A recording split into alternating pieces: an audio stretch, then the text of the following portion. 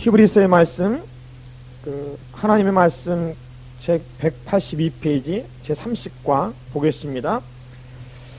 자, 이 주제는 히브리서는 아주 뚜렷합니다. 대제사장이신 예수 그리스도이십니다.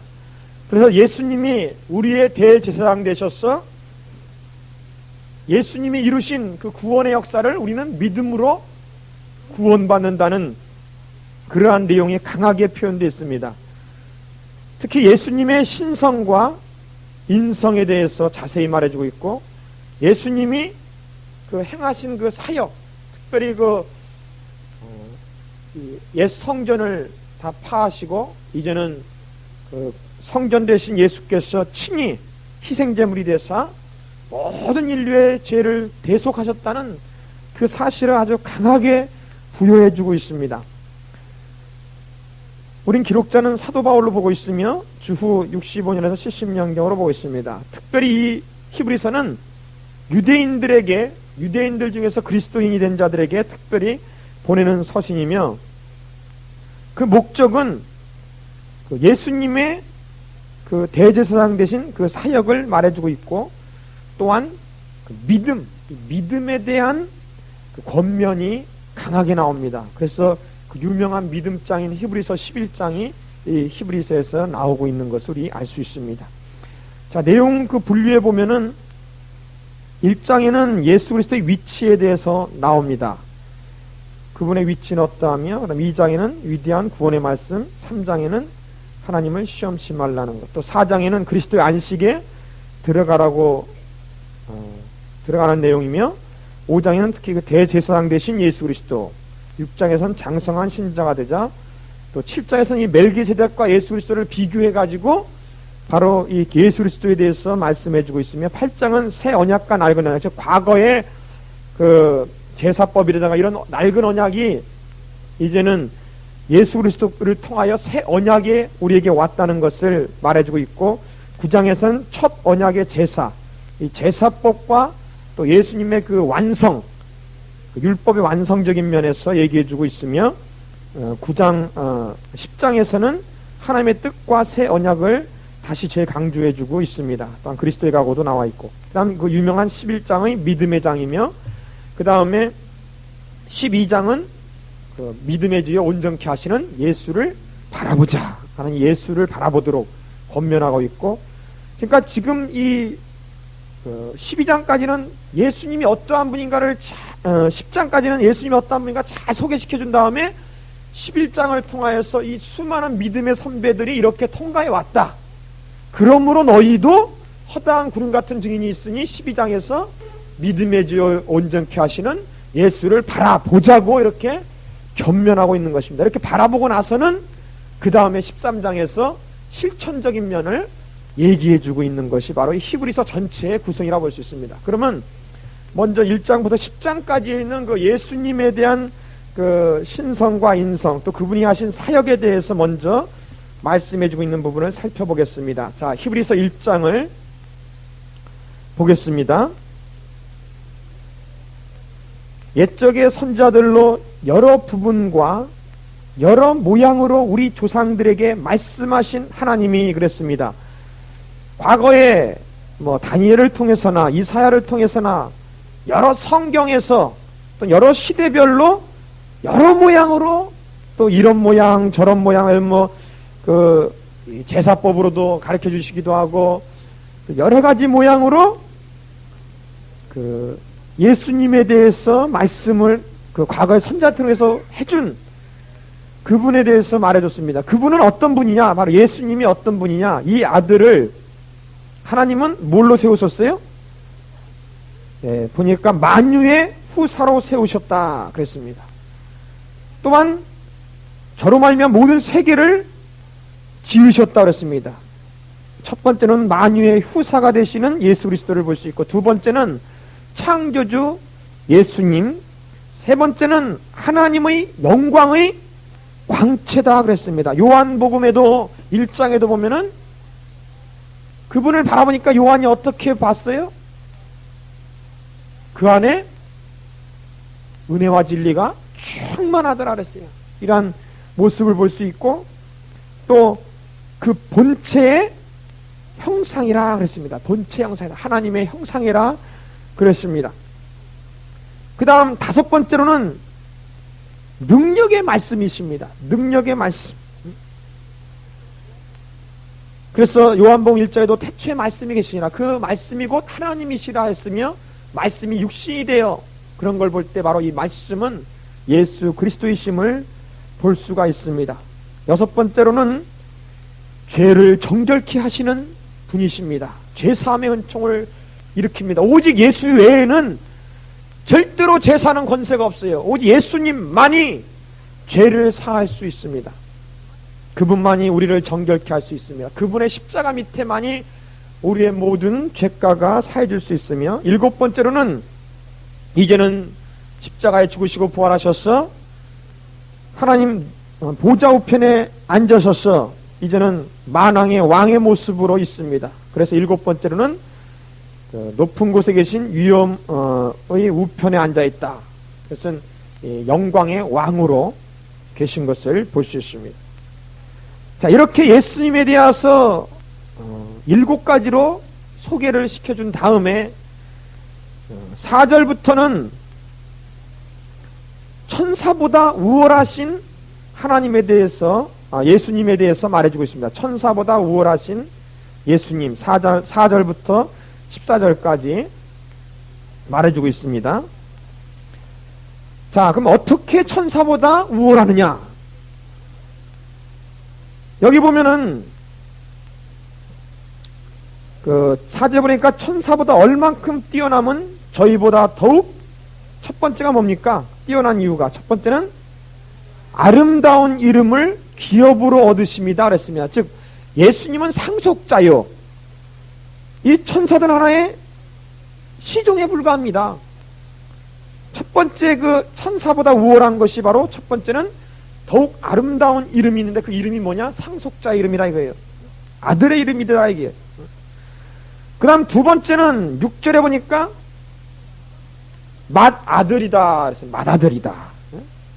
맏아들이다. 그 다음 세 번째로 어떻게 우월하시냐면 6절 뒷부분에 보니까 모든 천사가 저에게 경배하지, 즉 천사에게 경배받을 자들아 이게요. 예수님은 천사하고는 비교가 안 되는 겁니다. 1, 2, 3, 4를 다 매겨놓으세요. 듣기만 하지 마시고. 자, 그 다음에 네 번째로는 8절에 보니까 주의 보좌가 영영하다 그랬습니다. 그분의 보좌가 영원하신 분이십니다.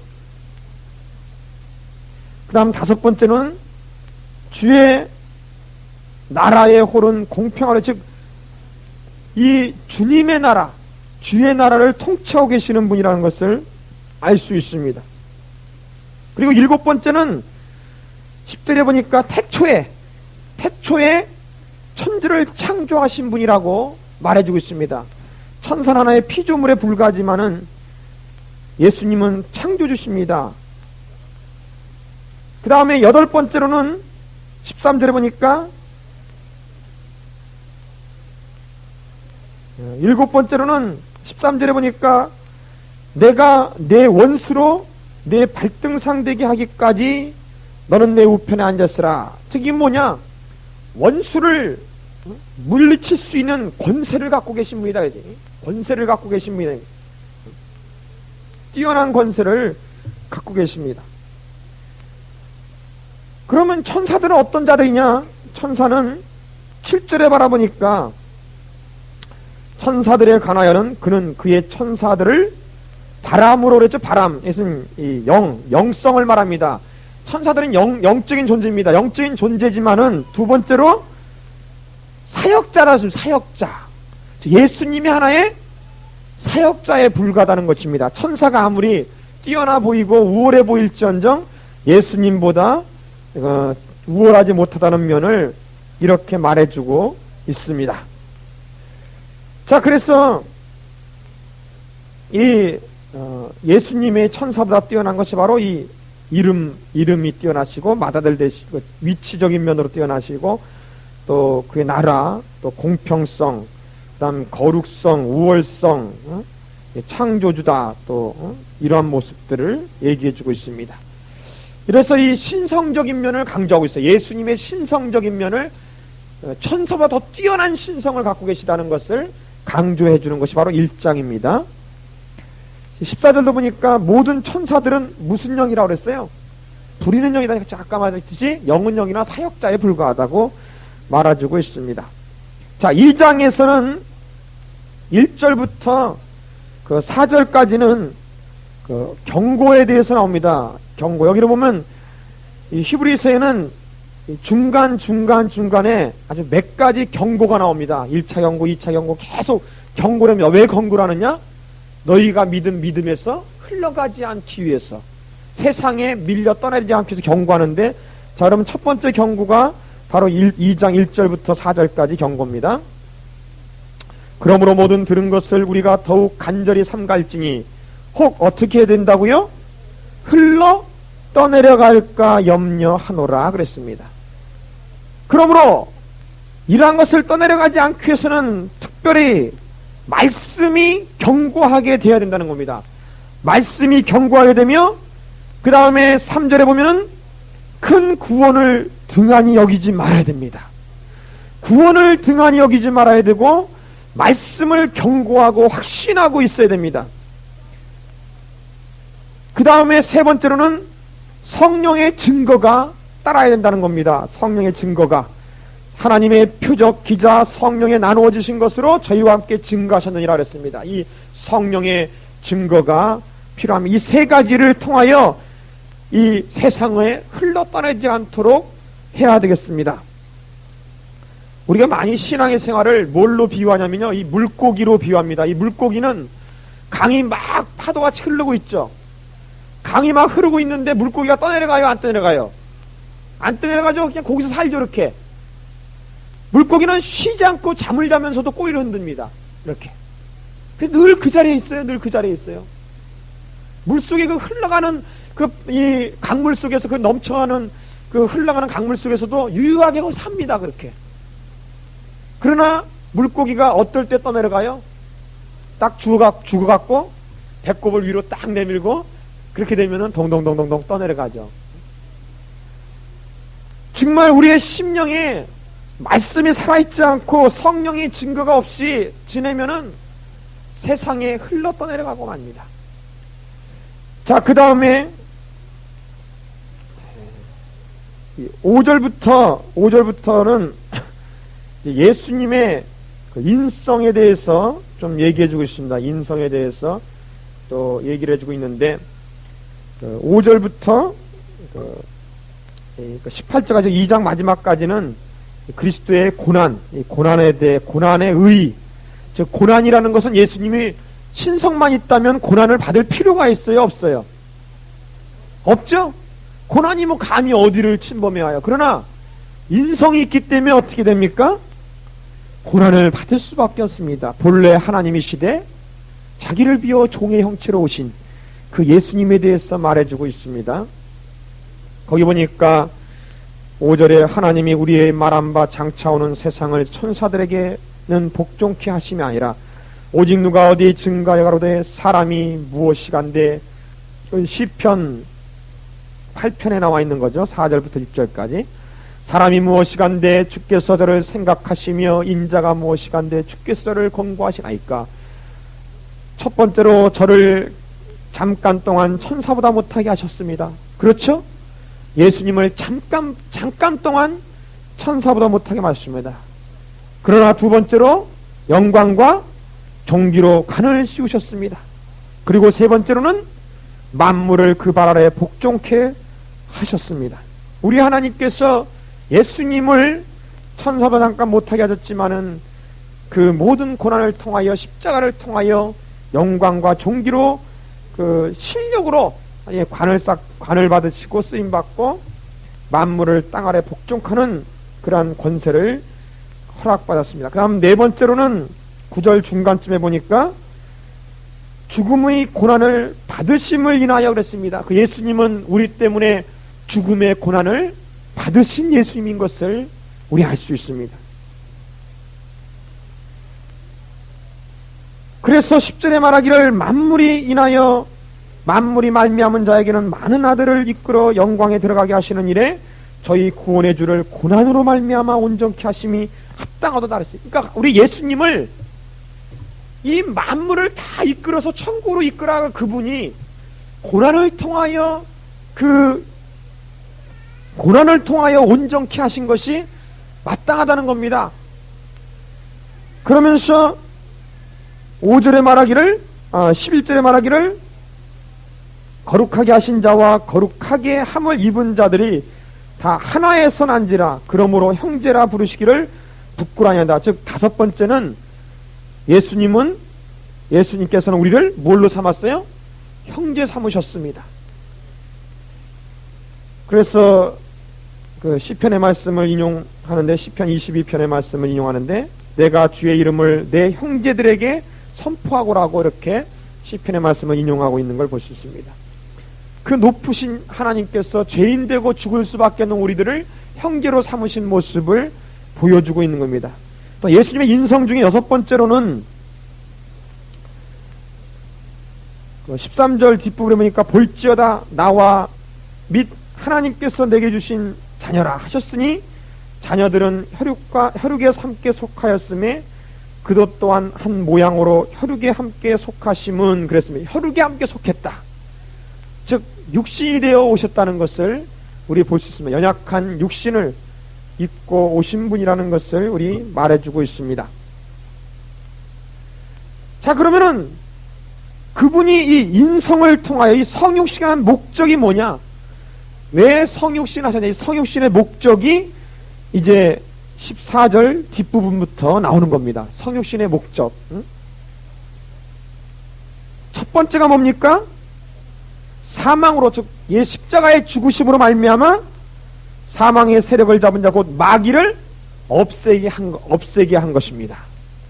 두 번째 사역은 죽기를 무서워함으로 일생에 매여 종로로 타는 모든 자들을 놓아주고 억압당한 자를 해방시켜주는 역사를 해주셨습니다.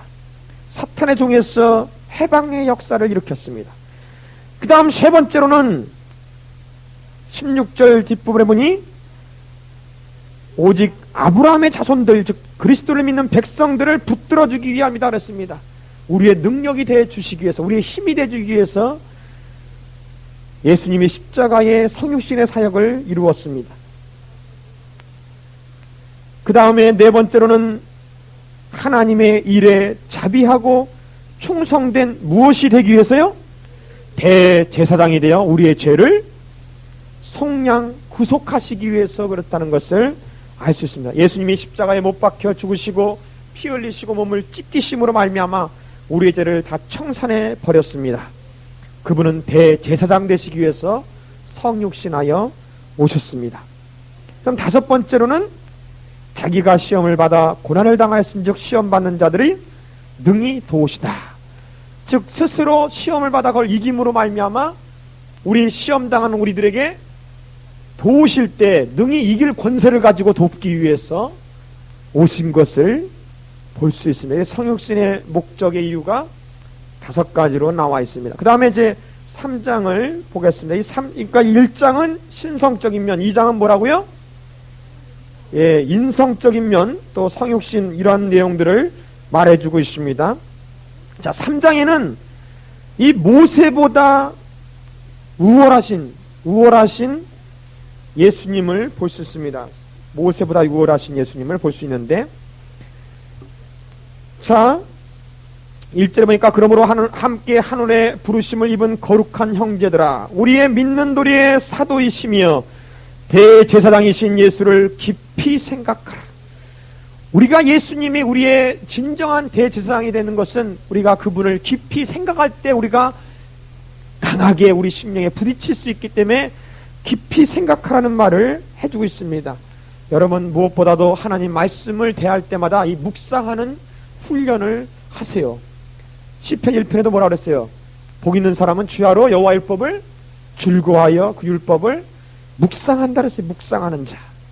참 이 예수님을 가만히 참 바라보며 묵상해 보면은 얼마나 그 예수님을 통하여 그 우리에게 은혜를 베푸시고 그 사랑과 그 놀라운 능력이 다가오는지 알 수 없어요. 여기서는 예수님을 깊이 생각해 볼 때 이제 모세와 비교하는 것을 볼 수 있습니다. 자, 그러면 모세는 어떤 자며 예수님은 어떤 자인가 한번 비교를 해보시다. 첫 번째 비교를 보면은 3절에 보니까 저는 모세보다 더욱 영광을 받을 만한 것이 마치 집 지은 자가 그 집보다 더욱 존귀하다. 즉 모세는 뭘로 비교했냐면은 집으로 비교했으며 예수님은 집을 지은 자다. 집주인이라고 이렇게 비교했습니다. 자, 두 번째 비교는 5절 뒷부분과 6절을 보면은 5절 뒷부분에 모세는 뭘로 비교하냐? 그 사람은 사환으로 충성한 사람입니다. 사환으로 충성한 사람이에요. 그러나 예수님은 아들로서 충성한 자였습니다.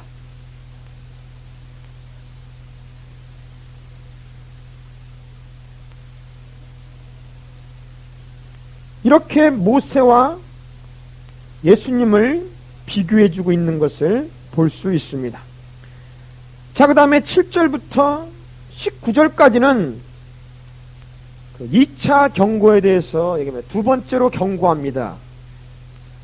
12절에 보니까 8절 뒷부분에 보니까 너희 마음을 강팍하게 하지 말라고 말해주고 있으며 10절에는 미혹되지 말라고 권고해주고 있습니다. 그래서 12절에 말하기를 너희가 삼가 혹 너희 중에 누가 믿지 아니하는 악심을 품고 살아계신 하나님에게서 떨어질까 염려할 것이요 그랬습니다.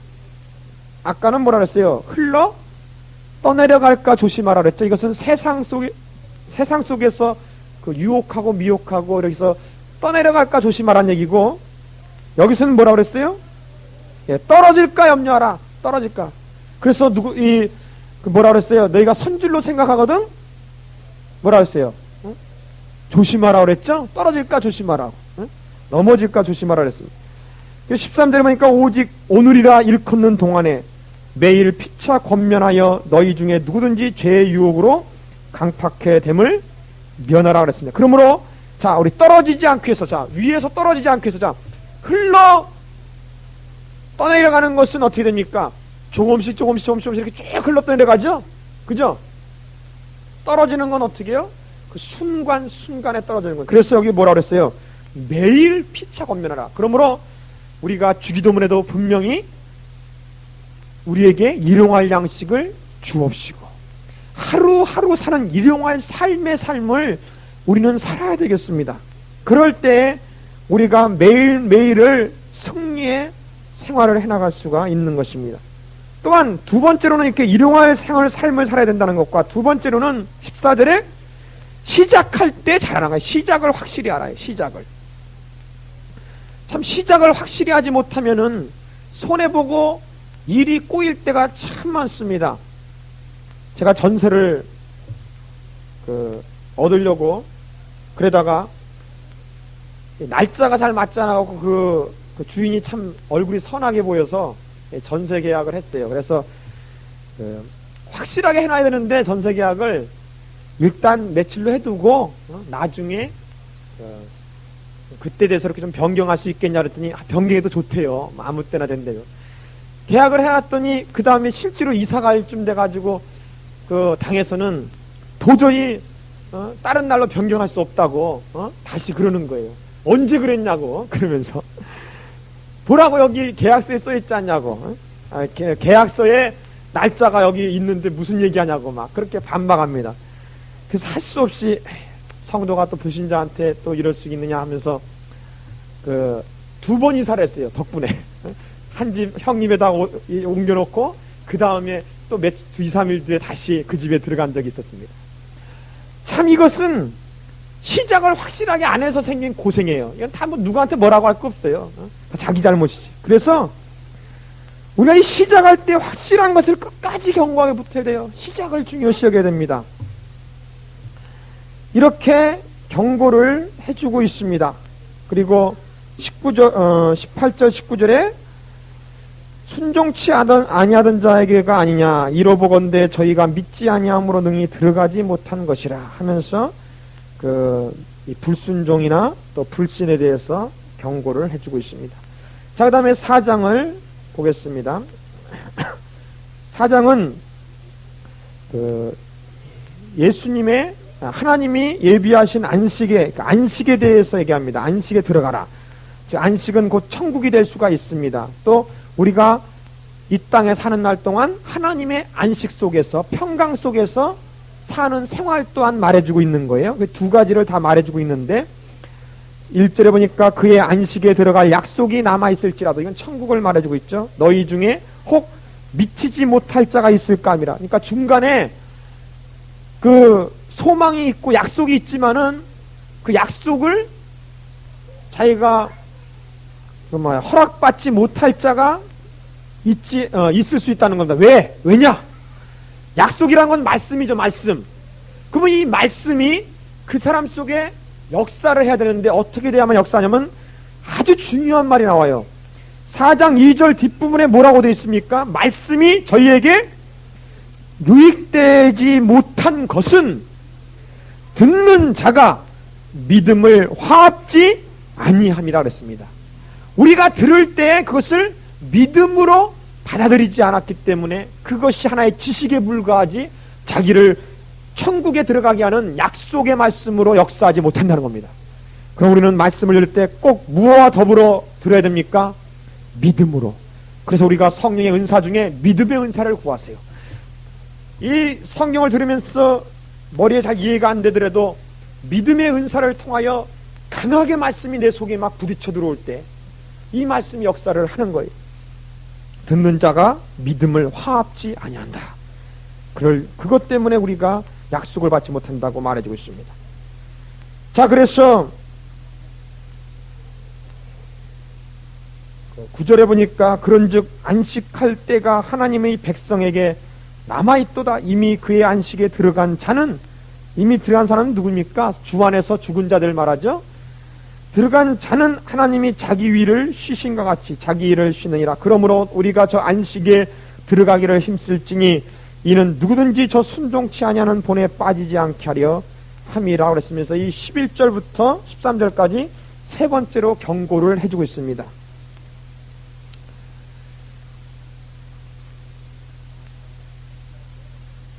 그러니까 어떻게 하라는 거예요? 자세가 아까는 떠내려갈까 조심하라, 하나는 떨어질까 조심하라. 여기는 지금 뭡니까? 안식에 들어가기를 힘쓰라. 이 힘써야 된다는 겁니다. 힘써야 되는 거예요. 열심히 주의 은사를 사모하고 그 하나님의 약속을 또 굳건하게 믿고 이러면서 아주 힘쓰고 애씀으로 구하라 그러면 주실 것이요, 찾으라 그러면 찾을 것이요, 문을 두드리라 하면서 이렇게 적극적인 신앙생활을 하기를 원하는 겁니다. 그래서 이 들은 바 말씀이 믿음의 화합하 역사할 때 어떻게 됩니까? 12절에 있는 말씀, 4장 12절 유명한 말씀 아닙니까? 하나님의 말씀은 살았고 운동력이 있어 좌우에 날쌘었던 것보다 예리하여 혼과 영감이 간절고수를 찔러 쪼개기까지 하며 또 마음의 생각과 뜻을 감찰하는 이 지으신 것이 하나라도 그 앞에 나타나지 않음이 없고 오직 만물이 우리를 상관하시는 자의 눈앞에 벌거벗은 것 같이 드러나느니라 그랬습니다. 여러분이 말씀이 살아 움직이는 것은 오직 믿음을 통하여 역사합니다. 이 믿음을 통하여 성령이 그 말씀의 능력으로 역사하는 것입니다. 그러므로 우리는 말씀을 대할 때 이런 자세가 있어야 돼요. 말씀을 말씀답게 섬기고자 하는 자세가 있어야 되겠어요. 주여, 내가 이 말씀을 말씀답게 섬길 수 있게 하옵소서. 말씀이 살아 운동력이 있는 말씀이오니 말씀이 우리 입술을 통하여 전파돼 나갈 때 그 말씀이 살아 움직이는 말씀 되게 해달라고 우리는 기도를 해야 됩니다. 성령의 능력을 받아야 됩니다. 기도하고 말씀 전한 것과 기도 안 하고 말씀 전한 건 천지 차이라는 것을 우리는 알아야 돼요. 그리고 그 말씀은 우리 영과 혼과 간절고수, 즉 혼육을 찔러 쪼갭니다. 즉 수술합니다. 치료합니다. 치료 역사가 일어나는 거예요. 또한 우리의 이 말씀은 우리 양심을 통하여서 우리의 모든 죄와 우리의 잘못을 다 벌거벗게 하나님 앞에 드러내서 회개케 하는 역사, 거룩하게 하는 역사가 일어나는 것입니다.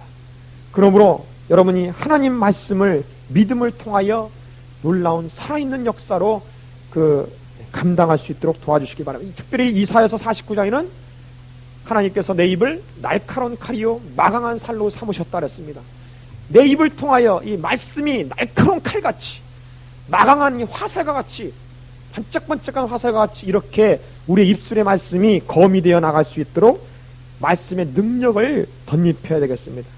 자, 그 다음에 14절부터는 승천하신 대제사장의 모습을 볼 수 있습니다. 승천하신 대제사장의 모습. 14절부터 16절까지 보니까 우리에게 큰 대제사장이 있으니 어떤 분입니까? 승천하신 자다. 즉 부활해가지고 계속 이 땅에만 그냥 계속 남아있는 것이 아니라 어떤 분이에요? 승천하셔서 하나님 보좌 우편에 앉으셔서 이 땅을 지금 통치하시고 주관하시고 다스리고 있다는 승리의 주님을 말해주고 있습니다. 그래서 15절의 뒷분에 말하기를 우리 연약함을 체휼하지 아니하는 자가 아니요 모든 일에 우리와 한결같이 시험을 받습니다. 우리가 고생할 때 반드시 내 옆에 누가 있습니까? 예수님이 우리와 함께 계십니다. 내가 음침한 골짜기를 다닐 때 우리 하나님이 우리 예수님이 옆에서 같이 고난을 받으십니다. 내가 아프면 예수님도 아파요. 왜냐? 아니 자기 핏값으로 사신 자기 형제요. 또한 하나님으로부터 하나님의 자녀입니다. 그러므로 늘 세상 끝날같이 너희와 항상 함께 있으리라는 이 마태복음 28장 20절의 말씀의 약속이 우리는 절단코 잊어버리지 말고 그 약속의 말씀을 통하여 우리는 힘을 위로를 얻어야 되겠어요. 그러나 16절에 그러므로 우리가 긍휼하심을 받고 때를 따라 돕는 은혜를 얻기 위하여 은혜의 보좌 앞에 담대히 나갈 것이라 그랬습니다. 우리가 늘 예수 십자가의 은혜 보좌에 늘 담대히 나감으로 말미암아 때를 따라 돕는 은혜를 받으시기를 바랍니다. 자, 그 다음에 5장에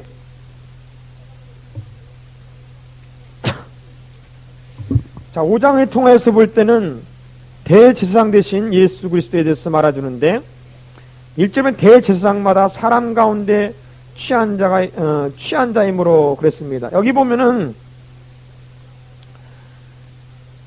그 당시 옛날에 그러니까 구약 시대 때 대제사장은 누구의 후손입니까? 아론이죠, 아론. 응? 이스라엘의 12지파 중에서 특별히 레위 지파 중에서 아론 지파를 택하여 대제사장을 이어받도록 했습니다. 아론에서. 그래서 여기 5장은요, 5장 1절부터 10절까지는요,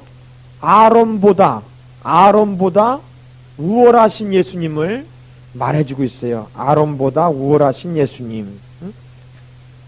그 아론은 대제사장입니다. 대제사장. 어떻게 아론보다 우월하느냐 비교를 한다면 첫 번째는 아론은 사람입니다. 사람 가운데서 취한 자라고 그랬죠. 1절에. 그죠? 1절에 보니까 사람 가운데 취한 자라고 했죠. 그러니까 아론 하나의 사람에 불과합니다.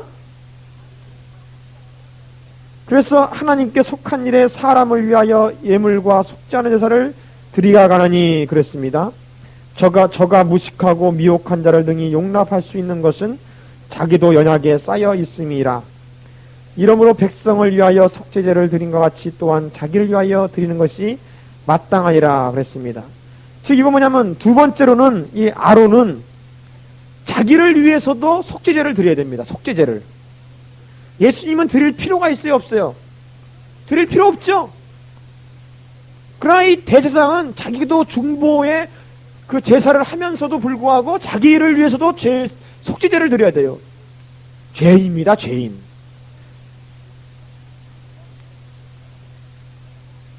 그 다음에 세 번째는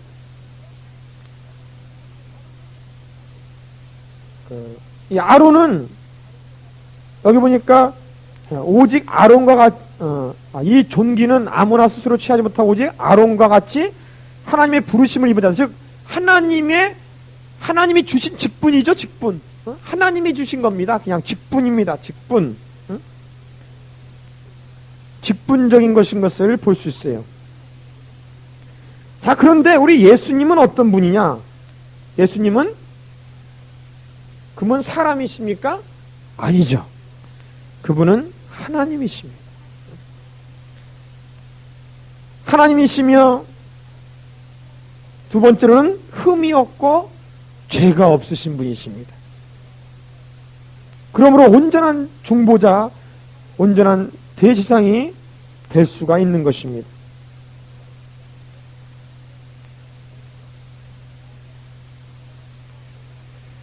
그런데 그럼에도 불구하고 8절에 보니까 그가 아들이시라도 받으신 고난으로 순종함을 배워서 온전하게 되었은즉 자기를 순종하는 모든 자에게 영원한 구원의 근원이 되시고 그랬습니다. 근원이 되셨다. 그러므로 우리 예수님은 우리 만민을 구원하기 위해서 그 고난을 스스로 당하신 것을 볼 수 있습니다. 자, 그 다음에 그 11절부터 보면은 이 멜기세덱 반차로부터 오신 분이라는 것을 얘기해 주고 있습니다. 이 멜기세덱은 어디에서 나와요? 그 창세기 13장에 보면은 그 전쟁하는 사건이 나오죠? 롯이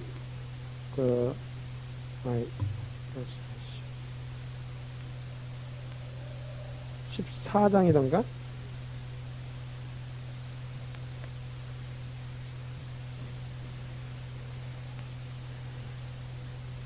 네, 14장에 보면은 전쟁의 사건이 나오는데 그 당시 그 소돔과 고무라에 누가 가서 살았냐면 조카 롯이 가서 살았죠. 그런데 소돔과 고무라가 패배하는 바람에 조카 롯도 끌려갔어요. 그래서 이 아브라함이 쫓아가서 롯을 구해냈죠. 그때 전쟁에 승리했기 때문에 이 멜기세덱이 나와서는 어떻게 했습니까? 아브라함에게 11조를 받고 그랬죠. 그다음 떡과 포도주를 이렇게 줬죠. 그래서 이 멜기세덱을 영적인 대제사장, 즉 예수님의 예표로 많이 보고 있는데, 그래서 여기 11절에 보니까 멜기세덱에 관해서는 우리가 할 말이 많으나 너희의 듣는 것이 둔함으로 해석하기 어려우니라 그랬죠. 좀 해석하기가 어렵다. 그래서 때가 오래므로 너희가 마땅히 선생이 될 테인데 하면서 얘기해 좀 넘겨보세요. 왜 이렇게 해석하기가 어렵다고 말하냐면은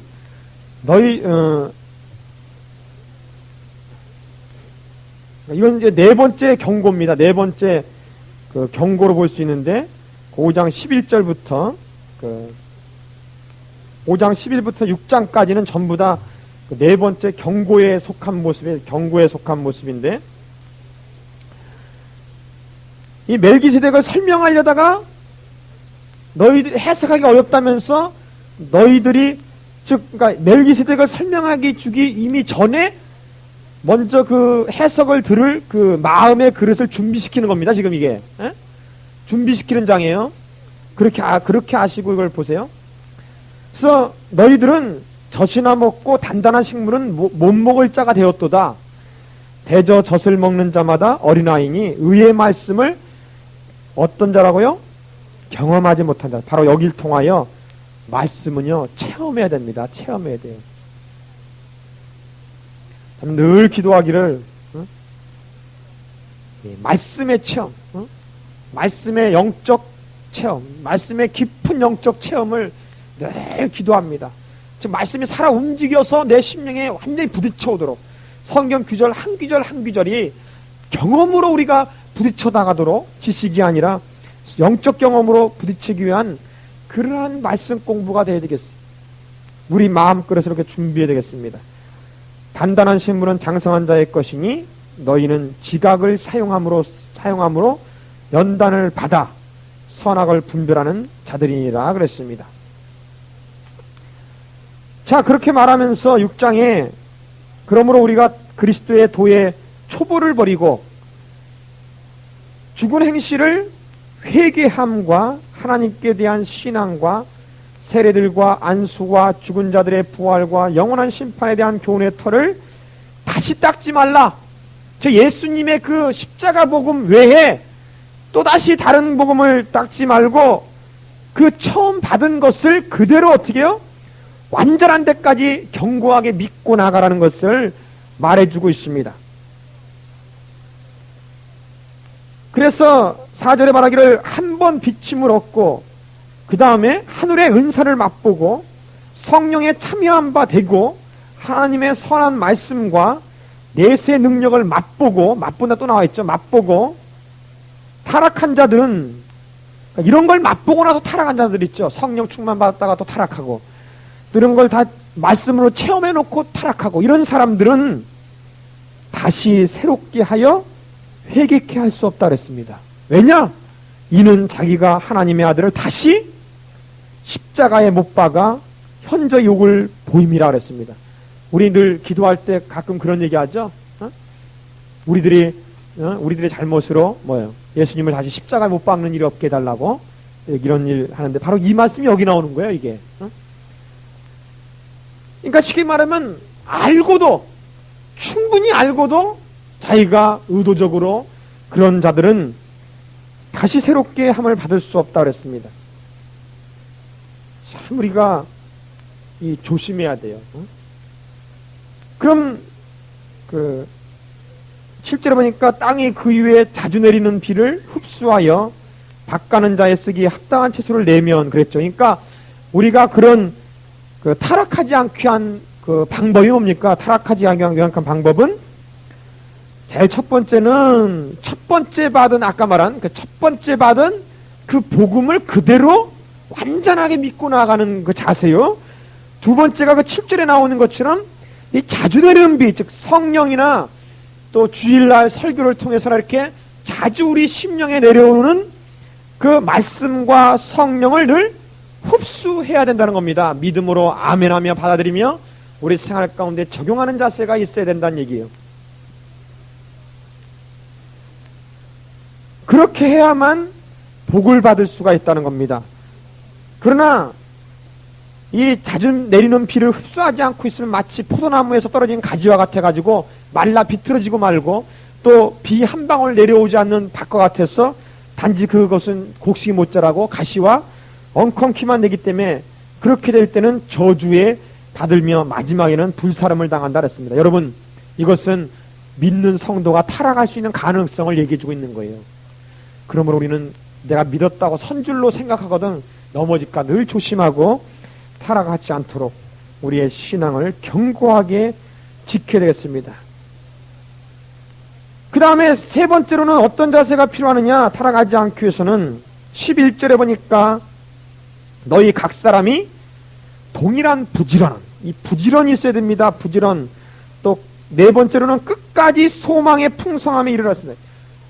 끝까지 소망을 잃지 않는 자세, 이 소망을 잃지 않는 자세요.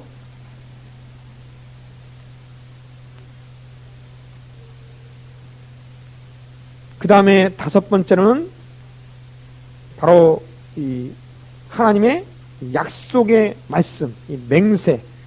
이제 아브라함에게 약속하실 때 이런 거 나오는데 이 약속을 믿어야 됩니다. 약속을 견고하게 믿고 그를 지켜나가야 된다는 것입니다.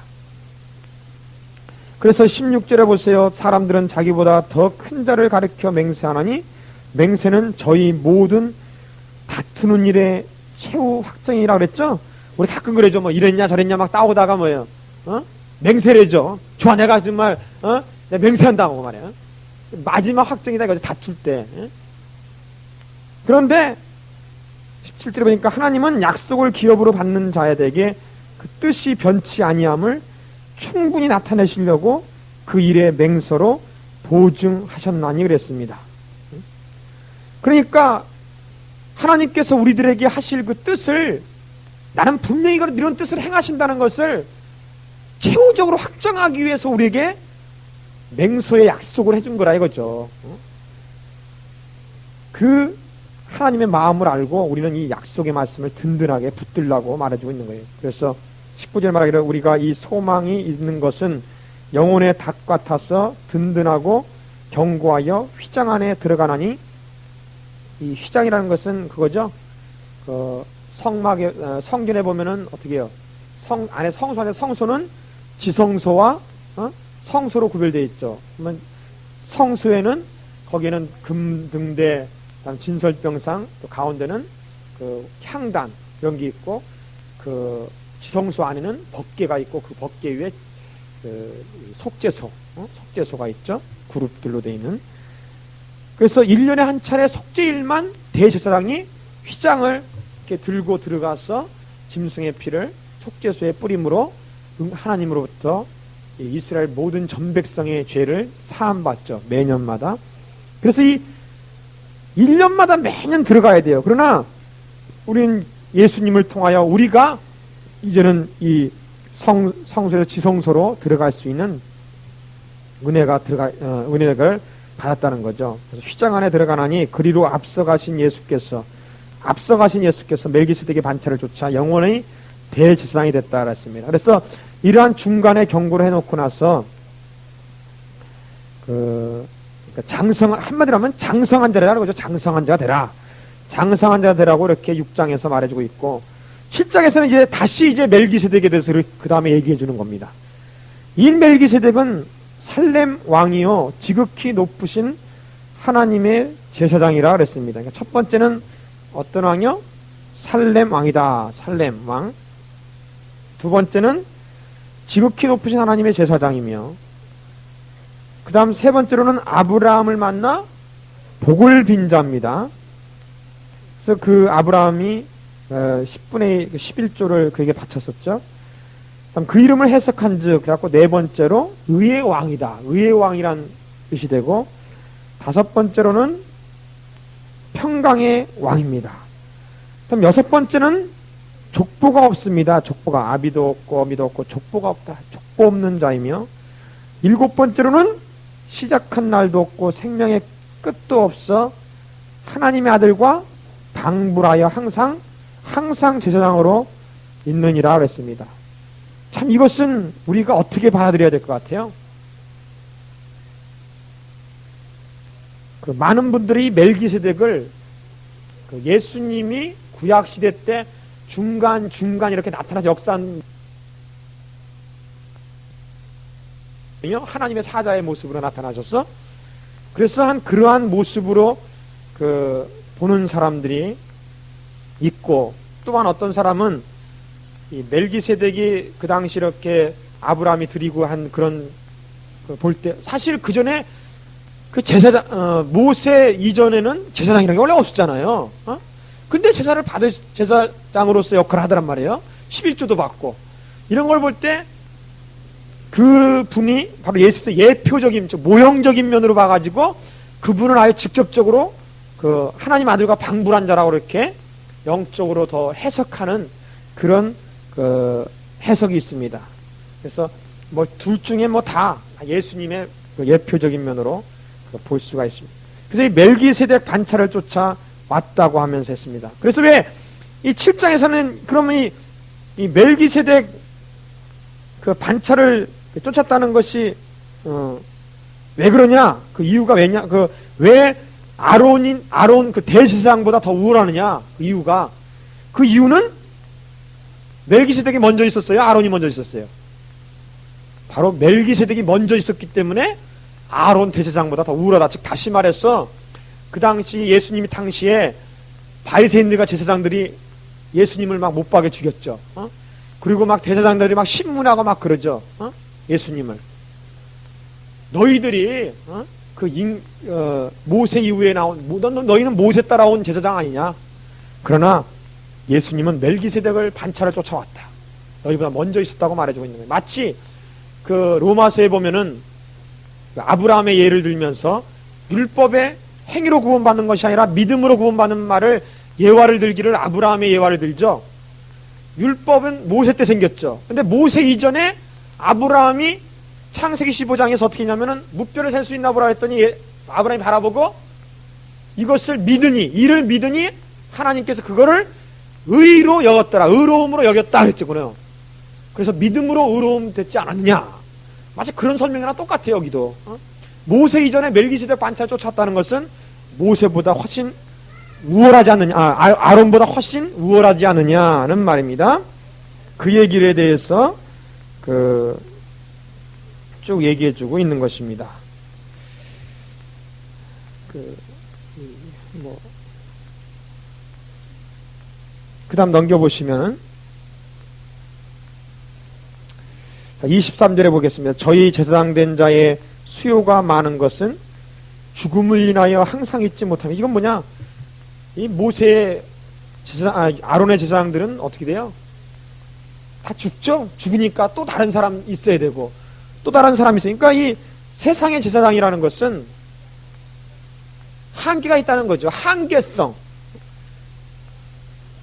이 제사장들의 한계성을 알 수 있습니다. 그러나 대제사장 되신 예수님은 어떤 분입니까? 영원히 죽지 않으시는 분입니다. 그러므로 그분은 영원한 제사장이에요. 영원한 제사장. 영원한 제사장이에요. 24절에 예수는 영원히 계신 고로 그 제사 직분도 갈리지 않는 다른 사람에게 옮길 필요성이 없다는 겁니다. 예수님이 온전한 제사장의 직분을 다 감당할 수 있기 때문에 그가 항상 살아서 저희를 위하여 간구하십니다. 지금도 하나님 보좌 우편에서 우리를 위하여 간구하시고 계시죠. 자, 이러한 대제사장은 우리에게 합당하니 거룩하고 의미 없고 더러움이 없고 죄인에게서 떠나 계시며 가시고 하늘보다 높이 되신 자라. 저가 저 대제사장들보다 먼저 자기 죄를 위하여 자음에 백성의 죄를 위하여 날마다 자들이는 것이 같이 할 필요가 없다. 이거 그럴 필요가 없다. 이는 저가 단번에 자기를 드려 이루셨습니다. 자, 우리의 구원은 어떻게 이루어졌습니까? 단번에 이루어졌습니다. 단번에. 이 단번에 이루어진 것을 마귀가 와서 참소한지언정 우리는 결단코 과거로 돌아갈 필요가 없습니다.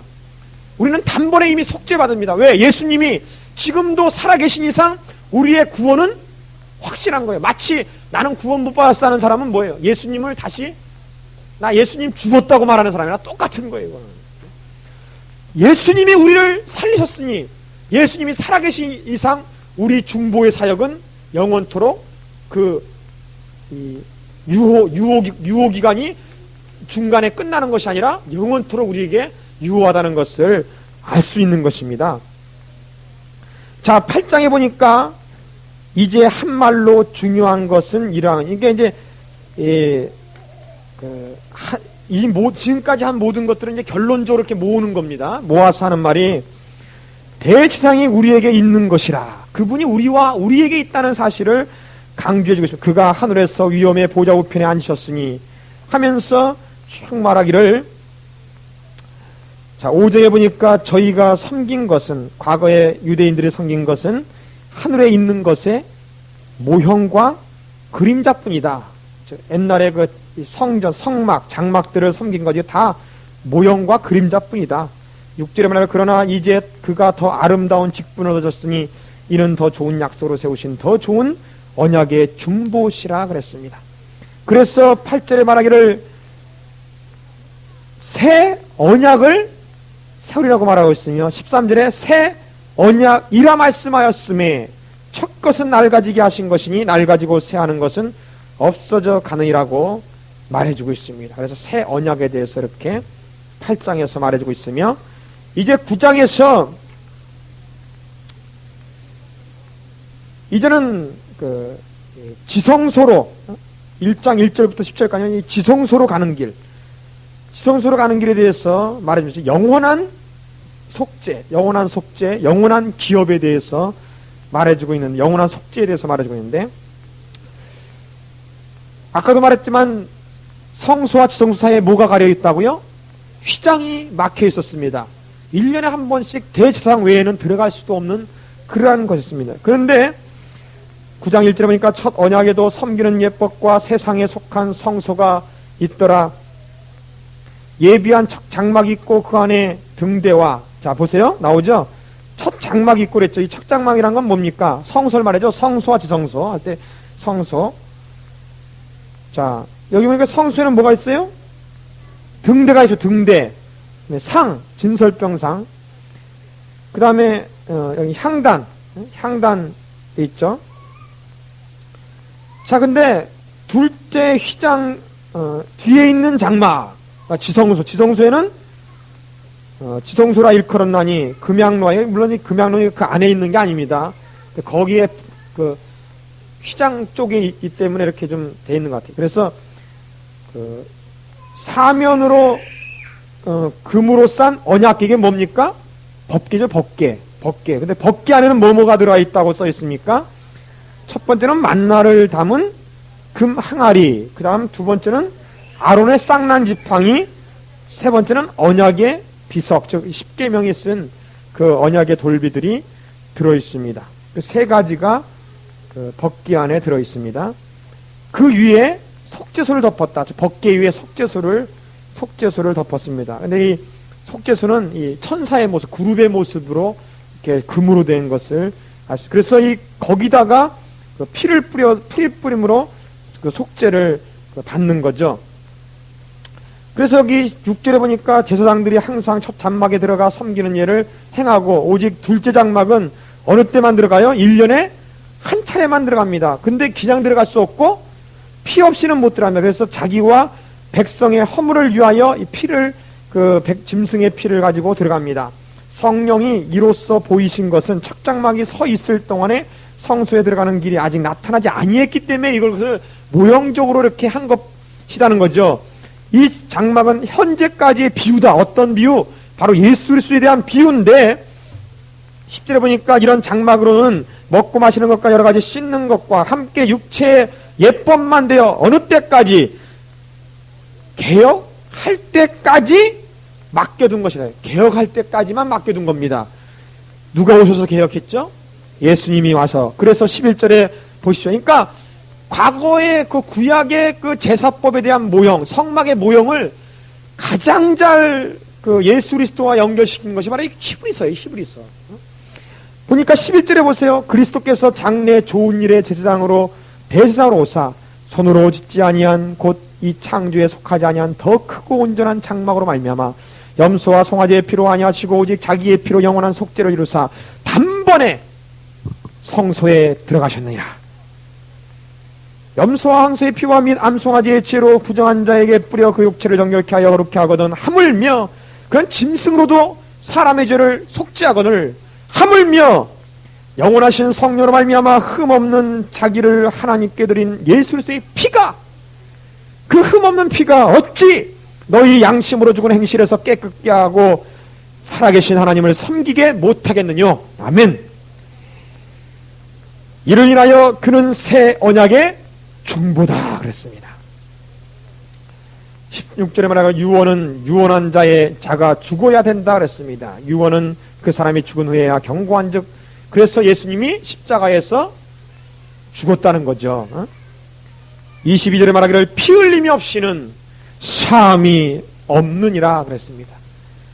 여러분, 피 흘림이 없이는 사함이 없습니다. 여러분 결단코 다시 자범죄를 짓더라도, 혹시 짓더라도 예수 십자가 밑에 예수의 피로 다시 씻임받는 그런 회개를 하지 않고서는, 하나님의 제사의 은총을 받지 않고서는 그 죄는 끝까지 대가를 요구합니다. 여러분 생활에 괴롭히고 여러분 마음을 평강을 잃어버리게 만듭니다. 그러므로 중간중간에 죄를 짓더라도 하나님 앞에 철저하게 회개하셔서 늘 그리스도의 피로 사함 받으시길 바랍니다. 자, 그 다음에 24절에 오직 참 하늘에 들어가사 이제 우리를 위하여 하나님 앞에 나타나시고 대제사장이 해마다 다른 것으로 피로써 성소에 들어가는 것 같이 자주 자기를 드리려고 하지 아니하시지니 그리하면 그가 세상의 창조할 때부터 자주 고난을 받았어야 할 것이다. 즉 예수님이 자꾸 뭐 제사를 또 드려야 된다면은 창조 때부터 예수님은 계속해서 고난을 받을 텐데 예수님은 몇 번 고난 받았어요? 딱 한 번만 고난 받으셨어요. 그러므로 한 번 고난 받으셨으며 또 한 번에 부활했으며 단번에 지성소에 들어갔으며 단번에 그 피로써 살으셨고 영원히 사신 분이기 때문에 또다시 다른 사람에게 제사장을 또 옮길 필요가 없는 것을 우리가 깨닫게 해주시는 것입니다. 자, 27절에 말하기를 사람이 한 번 죽는 것은 사람에게 정한 것이요 그 후에는 심판이 있습니다. 그러므로 함부로 죄를 짓지 말고 이 세상에 사는 날 동안 진지하게 살아나가야 되겠습니다. 자, 10장에 보면은 이 그리스도인들의 지금까지 이런 대제사장 예수님을 이제 듣고 나서는 그 그리스도의 그 인들의 그 각오, 이 미분을 우리는 어떻게 믿어야 될 것인가? 특히 그 예수님의 제사장의 또 특수성에 대해서도 얘기해 줍니다. 특수성, 제사장의 특수성에 대해서 얘기해 주는데 1절에 보니까 율법은 장차 오는 좋은 일의 그림자요 참 형상이 아니므로 해마다 늘 드리는 바와 같은 제사가 나오는 자들을 언제든지 온전케 할 수 없다. 그렇지 아니하면 섬기는 자들이 단번에 정결케 되어 다시 죄를 깨닫는 일이 없으리니. 그러니까 율법으로는 온전한 제사가 될 수 없다는 거죠. 그러나 그 9절 뒷분에 보니까 그 첫 것을 패하심은 둘째 것을 세우심이라 하면서 12절에 오직 그리스도는 죄를 위하여 한 영원한 제사를 드리시고 하나님 우편에 앉으사 그 후에 자기 원수들로 자기 발등상이 되게 하실 때까지 기다리시나니 저가 한 제물로 거룩하게 된 자들을 영원히 온전케 하셨느니라 그랬습니다.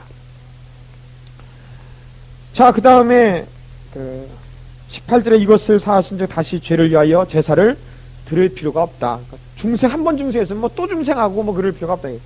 우리가 타락하지 않는 이상 또 다리 그 다음에 19절 뒷부분에 보니까 우리가 예수의 피를 힘입어 성소에 들어갈 담력을 얻었다 그랬습니다. 참 죄가 있는 사람이 어떻게 거룩하신 하나님 앞에 감히 수가 있습니까? 그러나 우리는 예수의 피 때문에 이 피의 공로로 힘을 입어서 담력을 얻을 수 있는 거지 사실 우리 아무것도 아닙니다. 죽을 수밖에 없고 멸망받아야 마땅함에도 불구하고 오직 예수 피 때문에 우리 하나님께서 봐주시는 것을 깨닫고 우린 늘 주의 은혜에 감격 감사해야 되겠습니다. 그 다음 22절에 우리가 마음의 뿌림을 받아 양심의 약을 깨닫고 몸을 맑은 물로 씻었으니 참 마음과 온전한 믿음으로 하나님께 나아가자 그랬습니다. 이제 우리가 깨끗하게 씻음받았기 때문에 이제는 새로운 사람의 자세, 새로운 사람의 모습을 가지고 살아나가자는 겁니다. 또 약속하신 이가 믿으시니 우리가 믿는 도리의 소망을 움직이지 말고 굳게 잡아 서로 돌아보아 사랑과 선행을 격려하라. 이제는 성도 간에 격려할 필요, 교제의 필요성을 얘기해주고 있습니다. 그 이유는 소망이 있기 때문에 그렇습니다. 그날이 가까이 오기 때문에 그랬어요. 그날이 가까움을 볼수록 더욱 그렇게 하자. 우리 예수님이 오실 날이 가까울수록 우리 더욱더 성도끼리 모이기에 힘쓰고 서로 사랑하기를 더 열심으로 힘쓰자 이겁니다. 자, 그 다음에 26절부터 보면 우리가 진리라는 지식을 받은 후 이것도 경고를 하는 거죠. 진리라는 지식을 받은 후에 짐직, 즉 알고도 얘기해요. 알고도 죄를 범한 즉 다시 속지 않은 제사가 없고 오직 무서운 마음으로 심판을 기다리는 것과 대적하는 자를 소멸할 맹렬한 불만 있으리라 그랬습니다. 무섭죠? 29절 보세요. 그러면 이 짐직 죄를 범한다는 그것에 대한 정도가 어느 정도이냐? 그럼 어느 정도냐? 사실 뭐 예수 믿고 나서 조그만 죄든 큰 죄든 안 지는 사람이 어디 있겠어요? 근데 그 정도가 29절에서 말해주는 거예요. 어느 정도. 하물며 해놓고 뭐라 그랬어요? 하나님의 아들을 밟는다. 나중에 하나님 아들을 모독하는 거죠. 그 다음 두 번째는 자기의 거룩하게 한 언약의 피를 부정한 것으로 여깁니다. 예수의 피를 부정한 것을 여겨요. 그럼 세 번째는 은혜의 성령을 욕되게 하는 자, 자에 당연히 받을 형벌이 얼마나 더 중하겠느냐 그랬습니다. 그러므로 우리는 혹시라도 우리들이 그렇게 성령을 회방하는 죄를 짓지 않게 하기 위해서 늘 우리는 마음의 중심을 지킬 만한 것보다 마음의 중심을 지켜야 되겠어요. 31절에도 살아계신 하나님의 손에 빠져들어가는 것이 무서울진저라고 말하십니다. 여러분, 그분이 한번 심판하면 무섭습니다. 그래서 우리가 알고도 죄를 어쩔 수 없는 이 세상에 육신이 연약하여 짓을 때 하나님의 심판을 생각하셔야 돼요. 하나님이 한번 심판하시면 무섭습니다. 무서워. 이걸 생각하고 우리가 죄를 짓는 그런 순간에 빨리 돌이켜서 우리가 벗어나야 돼요. 혹시라도 육신에 약하여 죄를 짓는 자가 있더라면 철저하게 하나님 앞에 무릎 꿇고 눈물 뿌리며 진실로 하나님으로부터 마음의 평강을 얻을 때까지 기도하고 다시는 죄를 범치 않겠다는 각오와 결단과 회개합당한 열매와 더불어 이제부터는 승리할 수 있는 성령의 능력까지를 얻어내야 됩니다. 여러분, 한 번 죄 짓고 회개한 것, 또 똑같은 죄를 두 번 죄 짓고 회개할 때는 더 어려워요. 더 어려워요. 우리가 늘 죄사함의 은총을 끝까지 지키는 그런 생활을 해야 되겠습니다. 그러기 위해서는 오직 성령을 의지하는 길밖에 없습니다.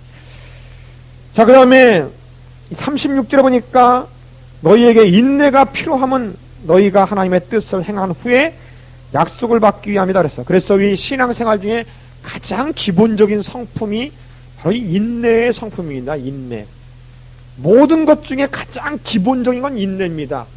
성경 어느 곳을 봐도 인내라는 단어, 성도의 자세 써놓고서요, 살펴보면 인내라는 단어가 안 들어가는 곳이 없어요. 인내라는 단어가.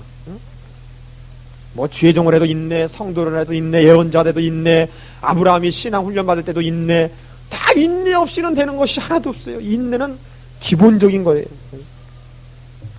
인내 훈련부터 여러분 시키세요, 자기 자신을. 자, 그 다음에 11장, 이 믿음장을 우리 보겠습니다. 믿음은 바라는 것들의 실상이요 보지 못한 것들의 증거니 그랬습니다. 이 믿음이라는 것은 바라는 것이다. 내가 소원하고 내가 지금은 없지만은 그걸 바라보는 것들의 실상이다 그랬습니다. 이 실상이라는 것은 그 받침대라는, 원어적으로는 받침대다 그런 얘기다. 즉 다시 말하면 이 강단에 이런 책을 올려둘 수 있는 것은 이 받침대가 있기 때문에 올려뒀죠. 즉 뭐냐면 믿음이라는 건 뭐냐, 내가 지금 바라는 것이 있지 않습니까? 이 바라는 것이 이런 게 받침대가 없으면 그냥 떨어져 버리죠, 저 밑으로. 그래서 믿음이라는 건 바로 이 내 바라는 것을 받쳐주는 역할. 그래서 이 믿음이 없이는 하나님의 이 축복과 하나님의 이 신위나 이런 하나님의 은총을 받아놓을 수가 없습니다. 그래서 이 믿음으로만이 하나님의 것을 받을 수가 있습니다. 그래서 믿음은 바라보는 것의 실상이다 그랬습니다. 또 보지 못한 것들의 증거다. 내가 지금 보지 못했지만은 내가 이미 믿었다는 것은 이미 이루어질 것에 대한 뭐예요? 확신입니다. 이미 지금 우리는 이미 가지고서 믿는 거예요. 가지고서 이미 지금 당장 온 것은 아니지만은 이미 있는 것입니다. 있는 것. 그러므로 우리가 이 믿음으로 믿음에 이른다는 말, 로마서 1장 17절, 이 믿음으로 믿음에 이른다는 말, 이것을 우리는 잘 기억을 하셔야 돼요.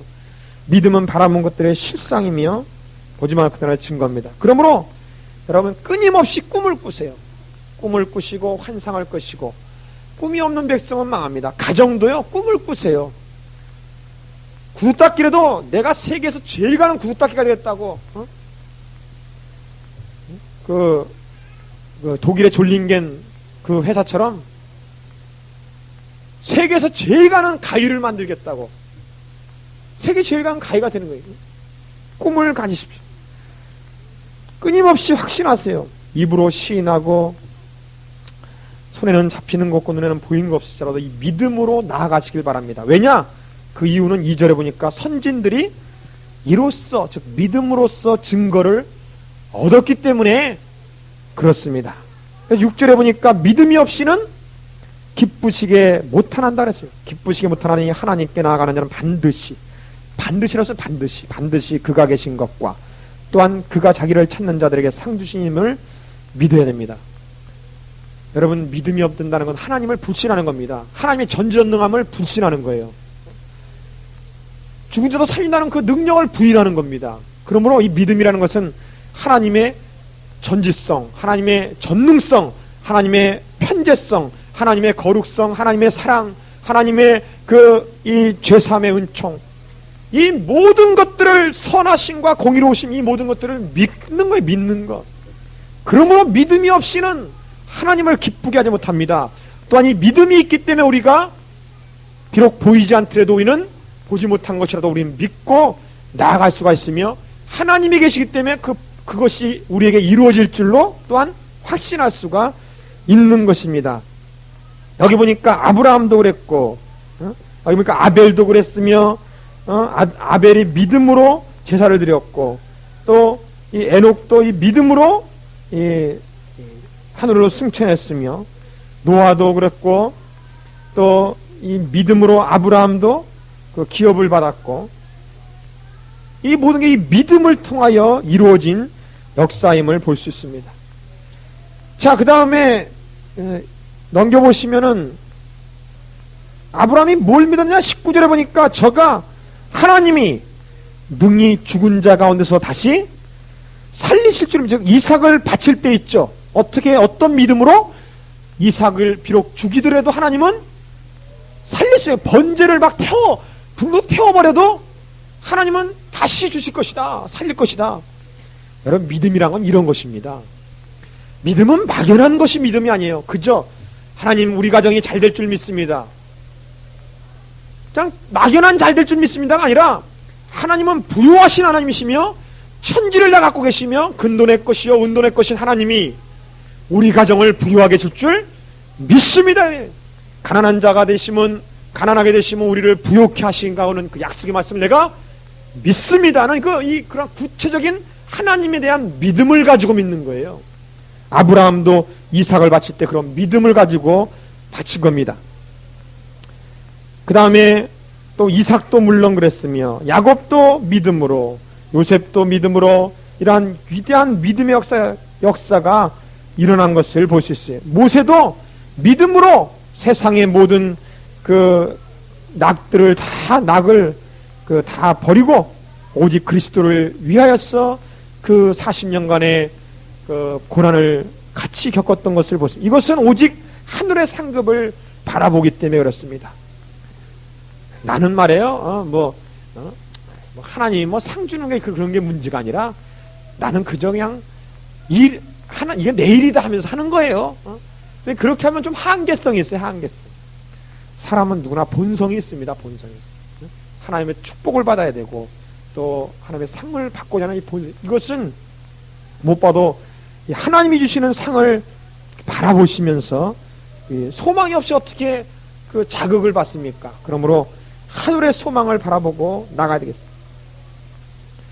이런 사람뿐만 아니라 32절에 보니까 기드온, 바락, 삼손, 입다, 다윗, 사무엘, 선지자들의 일을 말하면 내가 시간이 부족하다. 이 믿음으로 한 역사마다 부족하다. 어떤 사람은 믿음으로 나라들을 이기기도 하고 의를 행하기도 하며 약속을 받기도 하며 사자들의 입을 막기도 하고. 누구예요? 사자의 입 막은? 예? 다니엘이죠. 다니엘. 예? 그 다음에 불의 세력을 멸하기도 하며 이 불의 세력을 멸한 사람이 누구예요? 다니엘의 친구들 아벳노가 사드락과 메삭 풀무 속에 평소보다 7 뜨거운 풀무 속에 들어갔음에도 불구하고 오다나 안 타고 나왔죠. 오다나 안 타고 하나님이 함께함으로. 그다음 칼날을 피하기도 하며 연약한 가운데서 강하게도 하시고 전쟁에 용맹되어 이방 사람들의 진을 물리치기도 하며 여자들은 자기 죽은 자를 부활로 받기도 하고. 여러분 수냄 여인이라든가 알죠? 이렇게 자기 자식이 죽었음에도 불구하고 엘리사를 통하여서 다시 부활하고 그런 걸 받기도 하고. 또 어떤 이들은 더 좋은 부활을 얻고자 하여 악형을 받되 구차히 면하지 않았다. 그걸 갖고 빌구하지 않고 이 순교 정신으로 받았다는 거죠. 어떤 이들은 희롱과 채찍질 뿐만 아니라 참 이사야도 그랬고 에레미야도 그랬고 얼마나 고통당했습니다. 결박과 옥에 갇히는 시험도 받으며 돌로 치는 것과 톱으로 켜는 것. 여러분 제자들 보세요. 막 스데반은 돌로 맞아 죽었죠. 야곱은 또 칼에 또 죽죠. 또 그러니 엄청난 이런 순교 역사. 그다음에 양과 염소의 가죽을 입고 유리하여 궁핍과 환난과 학대의 사도바울 같은 이 자기 자신을 보여더라 그래요. 학대를 받았으니 이런 사람은 세상인 감당치 못할지라 오직 믿음으로 사는 겁니다. 오직 의인은 무엇으로 산다고요? 믿음으로 삽니다. 그래서 이 믿음으로 산다는 말은 깊이 묵상하면 묵상할수록 그렇게 그 말씀한 이 믿음으로 산다는 것이 얼마나 값진 건지 몰라요. 즉 구원의 믿음으로 사는 것이요, 또한 우리 생활하는 거 하나하나가 전전능하신 하나님이 우리를 축복하시고 우리 삶을 책임진다는 그 믿음으로 사는 것이요, 또한 이런 환난과 고통 속에서 뚫고 나가시는 것도 결국 믿음으로 하는 겁니다. 고난을 고난으로 여기지 않습니다. 이런 사람은 세상이 감당치 못합니다. 그래서 나폴레옹이 뭐라고 그랬어요? 죽을 때 나폴레옹이 자기 나라는 칼로 정복한 자기 나라는 지금 다 멸망되어 상인이 이렇게 홀로 유배지에 와서 이렇게 섬에 갇혀 있지만은 지금 그리스도의 나라는 그의 나라를 예수님의 사랑을 통하여 그 감동받은 사람들이 지금도 목숨을 가리지 않냐고 그의 나라를 확장한다면서 그렇게 말하고 그 죽은 것을 볼 수 있습니다. 참이 예수의 사랑을 깨닫고 그 믿음을 가진 사람들은 세상을 이길 수 있습니다. 담대하라, 내가 세상을 이겼느니라고 말하고 있습니다. 그래서 저희가 광야나 산중이나 아멜이나 토굴에 유리하였느니라. 이 사람들은 다 믿음으로 말미암아 증거를 받았으나 약속은 받지 못하다. 이건 뭐냐? 그 과거의 사람들은 어떻게 됐어요? 예수님에 대한 그 믿음, 메시아에 대한 믿음, 또 그러한 이 구원의 믿음을 갖고 살았지만 예수님은 보진 못했죠. 그러니까 그만큼 우리는 어떤 축복이라는 거, 이미 우리는 예수님이 온 예수님을 이제 믿고 사는 거죠. 그러니 얼마나 우리는 축복이냐 이거죠. 우리 때는 얼마나 축복이냐 이거죠. 이러므로 12장 1절에 이러므로 우리에게 구름과 같이 둘러싼 허다한 증인들이 있으니, 자, 이 앞절의 모든 구름 같은 증인, 믿음의 주에 온전케 하신 예수를 바라보자 그랬습니다. 여러분, 우리는 특별히 이 네 가지 것을 여기 바라봐야 됩니다. 첫 번째는 구름같이 둘러싼 허다한 증인들을 바라보십시오. 여러분이 외롭고 괴로울 때, 또 가정에서 상처 입을 때, 직장에서 어려울 때 여러분이 믿음의 선진들을 바라보십시오. 때로는 고통당할 때 다니엘을 바라보시고, 또 여러 가지 힘들 때 아브라함을 바라보십시오. 또 물질적으로 고통당할 때 야곱을 바라보십시오. 그러면서 이 믿음으로 승리한 그들의 모습을 바라보시기 바랍니다. 외롭고 고통당할 때 노아를 바라보시고 방주를 예비하는 생활을 들어가십시오. 그분들을 바라보시고, 아니면은 옆에 계신 그 먼저 믿음이 좋은 선배들을 바라보세요. 구역장도 바라보시고 조장님도 바라보시고 교육장님도 바라보시기를 바랍니다. 그 다음 두 번째로는 모든 무거운 것과 얽매이기 쉬운 죄를 벗어버린 모습을 바라보세요. 여러분, 히브리서에서 구구절절이 어떻게 됐어요? 예수님이 그 피로 단번에 이루셨습니다. 왜 자꾸 우리의 죄된 모습을 자꾸 바라봅니까? 그거를 끄집어내지 마십시오. 이것은 사탄이 주는 참소입니다. 결단코 중생한 모습을 나는 보라 새 것이 되었도다, 새로운 피조물이 되었다, 끊임없이 내 입술로 시인하십시오. 사망아, 너의 쏘는 것이 어딨냐고 강하게 사탄을 향하여 외치세요. 사탄아, 물러가라. 너와 나는 상관이 없다고 외치세요. 그리고 비록 우리가 육신이 약해서 죄를 지면 아침에 또는 죄 짓고 나서 바로 하나님 앞에 무릎 꿇고 회개해요. 회개하고 나서 또 떳떳하게 담대하게 예수의 피에 의해서 더 강한 믿음을 가지고 나가세요. 이런 담대한 담력을 가지고 살아나가시기를 바랍니다. 그 다음 세 번째로는 믿음으로 인내로서 경전의 경주자의 자세를 바라보세요. 자기가 경주자의 자세임을 늘 인식하시기 바랍니다. 결단코 안주하는 생활하지 마세요. 내가 쉬지 마세요. 절대로. 나 이제 좀 쉬어서 쉴래 조금. 그런 마음 있을 때 벌써 사탄이 노리는 시간이에요. 우리는 끊임없이 전진했어요. 평생 동안 여러분 말씀 공부하세요. 성경학 교육을 하면 성경대학 나가시고, 또 성경대학 졸업하면 또 공부하시고, 끊임없이 배우십시오. 또 내가 배운 것을 끊임없이 가르치고, 배울 시간이 없으면 남을 배운 것을 가르치기라도 하세요. 가르치기라도. 끊임없이 경주자의 모습, 이러한 모습이 있어야 되겠습니다. 가정도 경주자의 모습, 내 사업자도 경주자의 모습, 끊임없이 그러한 모습을 바라봐야 되겠어요. 그 다음 네 번째는 무엇보다도 믿음의 주요 온전케 하신 예수를 바라봐야 됩니다. 그분이 믿음의 주님입니다. 우리의 믿은 것을 누가 책임져 주느냐? 믿음의 주이신 예수가 책임져 주는 거예요. 그분이 다 허락해 주는 겁니다.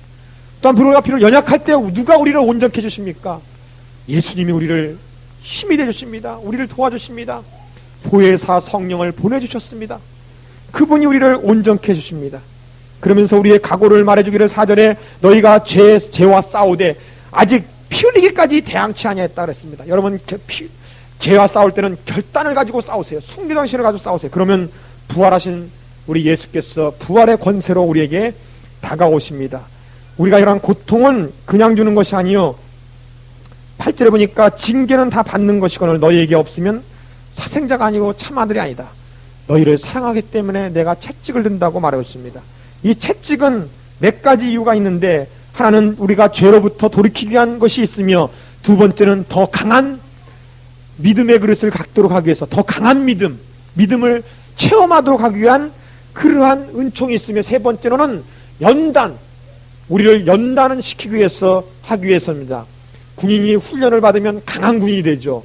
어떠한 어려운 전쟁에서도 승리할 수가 있습니다. 연단받은 그런 그리스도의 군병이 되기 위해서 훈련을 주시고 그 다음에 첫 번째로는 바로 이 죄로부터 우리를 돌이키게 하기 위해서 그 다음 두 번째로는 강한 믿음을 심어주기 위해서 왜냐? 제자들이 오병이어 사건 뒤에 바다에 배를 타고 나갔을 때 풍랑을 맞았어요.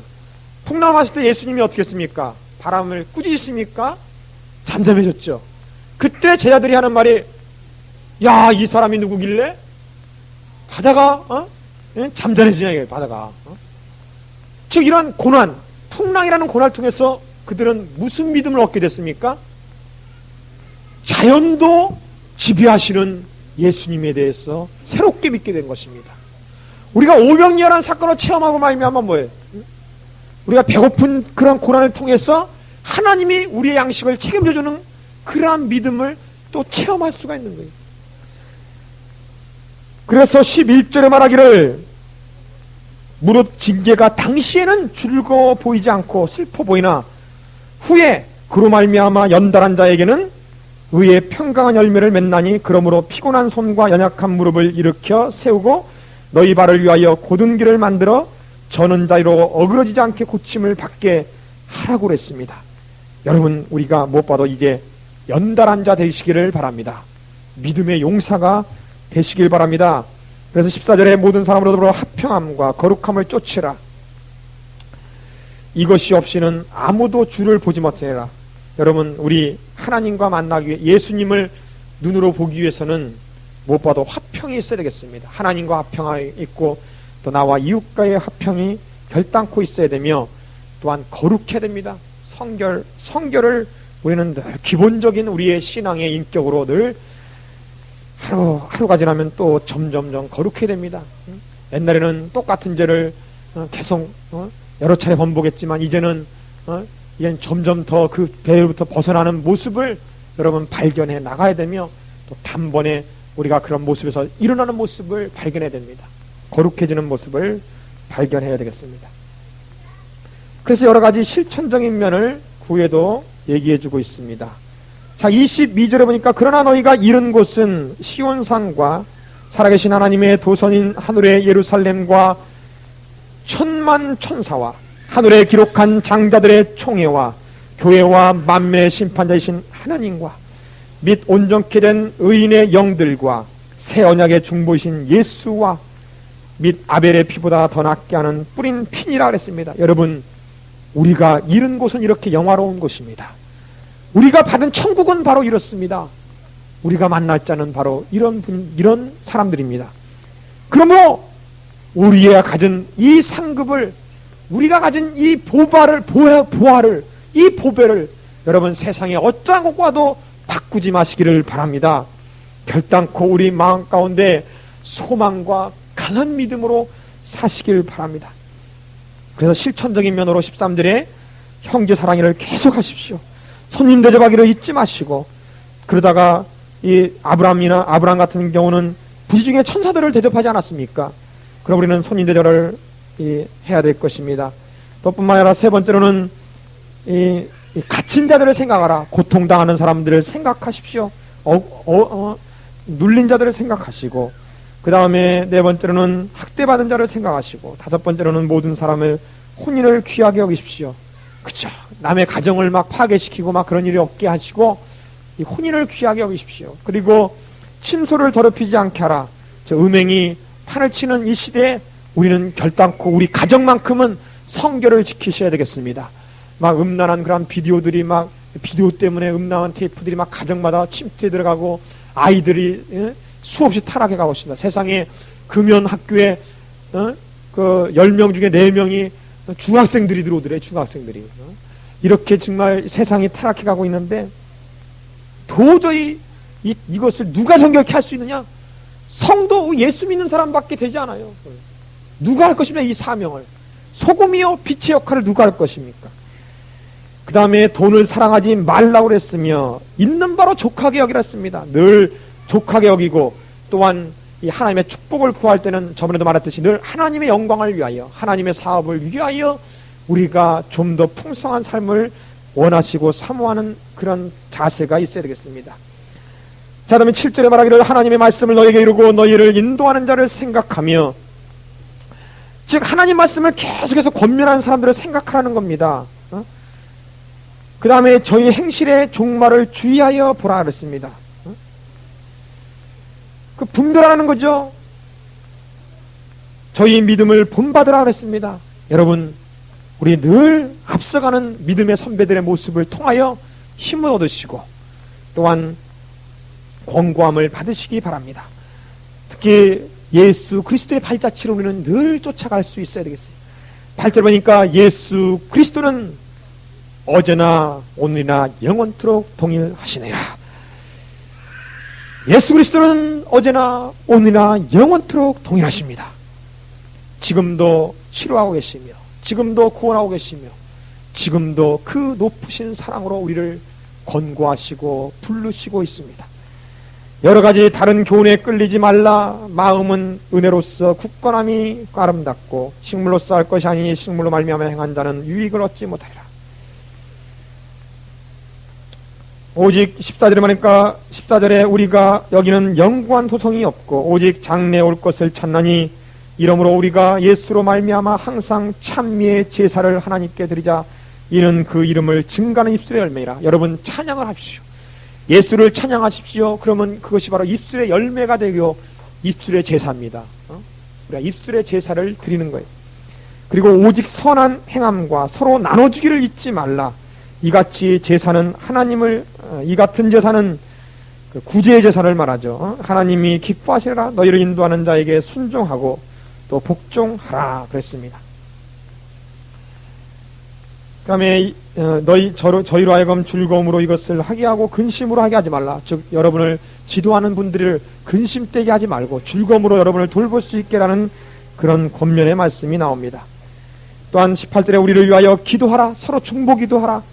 그럼 우리가 모든 일에 선하게 행하려 함으로 우리에게 선한 양심이 있는 줄 확신하노니 내가 더 속히 너희에게 돌아가기를 위하여 너희 기도함을 더욱 원하노라 그랬습니다. 양의 큰 목자이신 우리 주 예수를 영원한 언약의 피로 죽은 자 가운데서 이끌어내신 평강의 하나님이 모든 선한 일에 너희를 원종케 하사 자기의 뜻을 행하게 하시고 그 앞에 즐거운 것으로 예수 그리스도로 말미암아 우리 속에 이루시기를 원하노라. 영광이 그에게 세세 묵은토록 있을지어다. 아멘. 형제들아 내가 너희를 권하노니 권면의 말을 용납하라. 내가 단번이 너희에게 썼노라. 우리 형제 디모데가 노인 것을 너희가 알라. 그가 속히 오면 내가 저와 함께 가서 너희를 보리라 그랬습니다.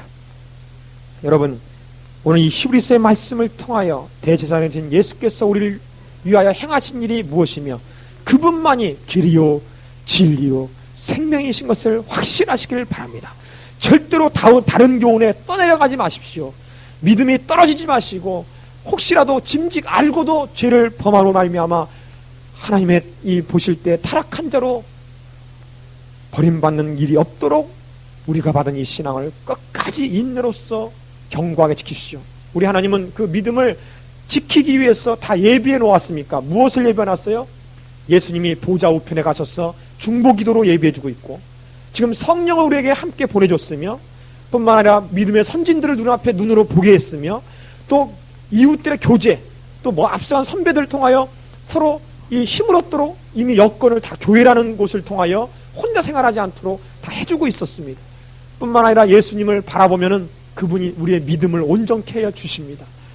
그러므로 우리가 이 예수님만을 바라보고 대제사장 예수님을 통하여 승리의 인생을 살아나가시기를 예수의 이름으로 부탁드립니다. 아멘. 잠깐 쉬었다가 하겠습니다.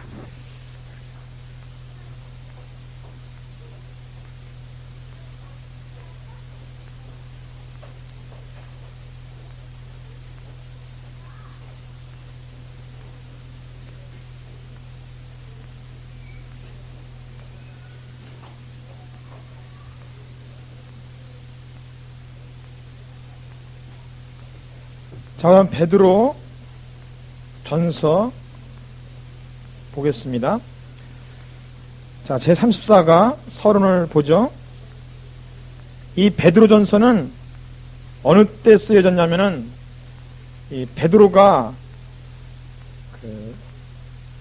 로마에서 고통을 받고 네로 황제죠. 네로 황제. 이 네로 황제 때 수많은 아주 힘든 핍박이 있었습니다. 이 핍박과 고난의 때에 고난받는 성도들을 위로하고 격려하기 위해서 쓴 책이 바로 쓴 서신이 베드로 전서입니다. 그래서 이 베드로 전서를 흔히 소망의 서신, 격려의 서신이라고 얘기해주고 있습니다.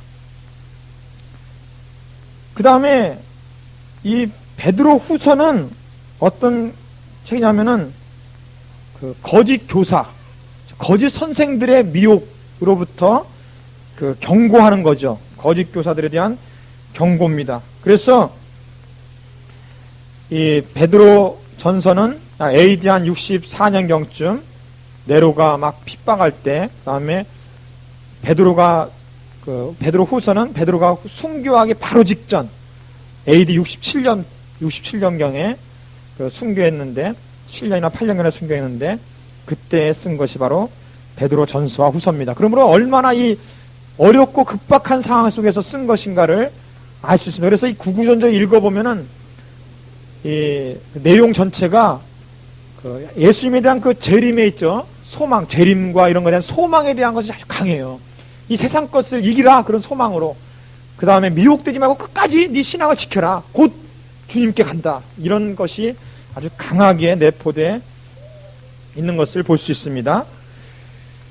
그리고 내용분을 보시면은 베드로전서는 1장 1절부터 2절까지는 인사, 그 다음에 3절부터 12절까지는 구원과 고난, 13절부터 25절까지는 거룩한 생활에 대해서, 2장은 하나님의 선택한 백성에 대해서, 또 2장 11절부터 3장 12절까지는 성도의 복종의 생활, 3장 13절부터 4장 19절은 고난과 영광, 그 다음에 교회에 대한 권고와 맺은 말을 마지막하고 있습니다. 또 베드로 후서는 1장 1절부터 2절까지가 인사고, 그 다음 참 지식, 즉 거짓 교사에 대해서 대항하기 위한 올바른 복음의 참 지식에 대해서 얘기해주고 있고, 그 다음 2장에서는 거짓 교사, 이 거짓 교사에 대해서 경고해주고 있으며, 그 다음 3장에서는 그리스도의 마지막 소망과 인내에 대해서 얘기해주고 있습니다. 자, 우리 베드로전서 1장을 보겠습니다.